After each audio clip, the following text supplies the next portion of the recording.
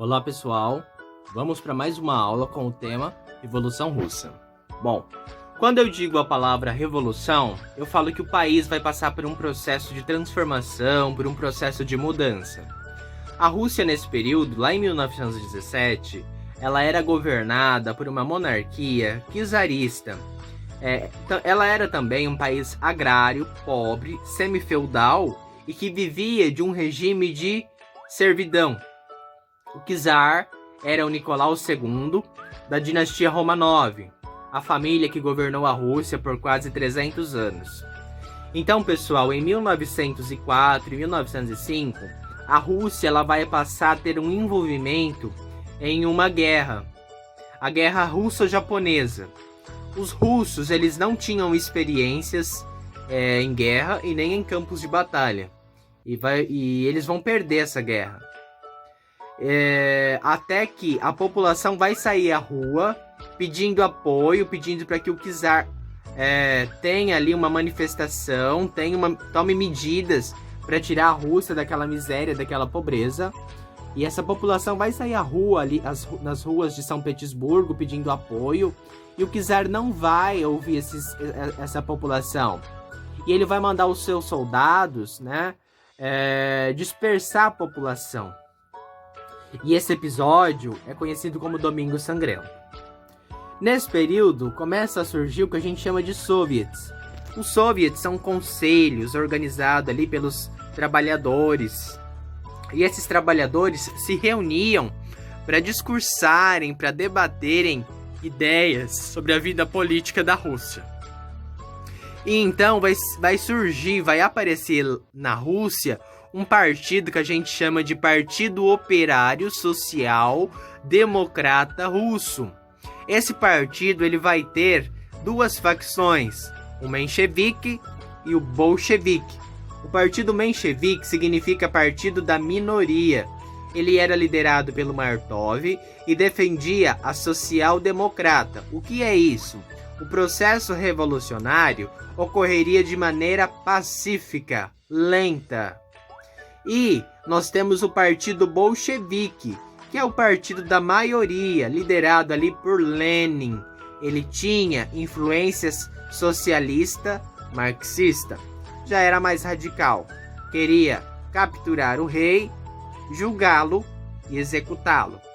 Em fevereiro de 1917, vai ocorrer uma revolução, E o partido menchevique vai tomar o poder. O poder vai ser tomado do czar Nicolau II.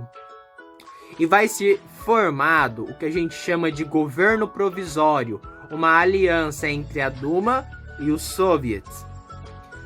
Esse partido, então, vai promover algumas medidas. Uma entre elas, eu vou citar a mais importante, a Lei da Anistia. Ou seja, os presos políticos, aqueles críticos ao czar, poderiam retornar para a Rússia. Entre eles estava o Lenin, que liderava o partido bolchevique. Em outubro de 1917, vai ocorrer outra revolução, liderada agora pelo Lenin, pelo partido bolchevique.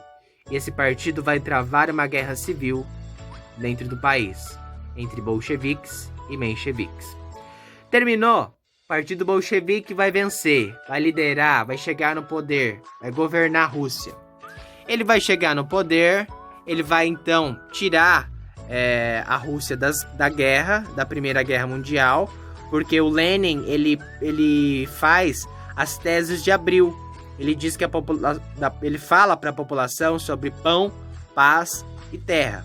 Pão para quem passava fome, paz para a nação russa e terra para aqueles que não tinham onde plantar. Então ele tira a nação da guerra. Só que aí, pessoal, ele vai promover um tratado de paz, com a Alemanha. E aí ele vai chegar ao poder, como eu já disse para vocês, e ele vai organizar uma nova política econômica. Ele vai extinguir todos os partidos, vai ser o unipartidarismo na Rússia. E em 1922, a Rússia vai passar a ser chamada de União das Repúblicas Socialistas Soviéticas.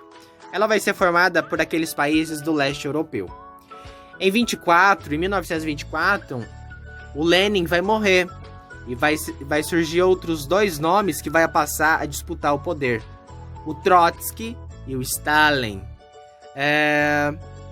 Em 1925, no Congresso, então, vai ocorrer novas eleições e o Stalin vai vencer. E quando ele vence, a primeira coisa que ele vai fazer é perseguir os seus opositores. Então, o Trotsky vai ser exilado. E o Stalin, ele promove a consolidação do socialismo na União Soviética. E ele vai passar a organizar o que a gente chama de planos quinquenais, ou seja, desenvolver a Rússia, uma nação autossustentável, né? Ele investe pesado em indústrias de base, ele investe no poderio militar, em armas, ele promove a reforma agrária.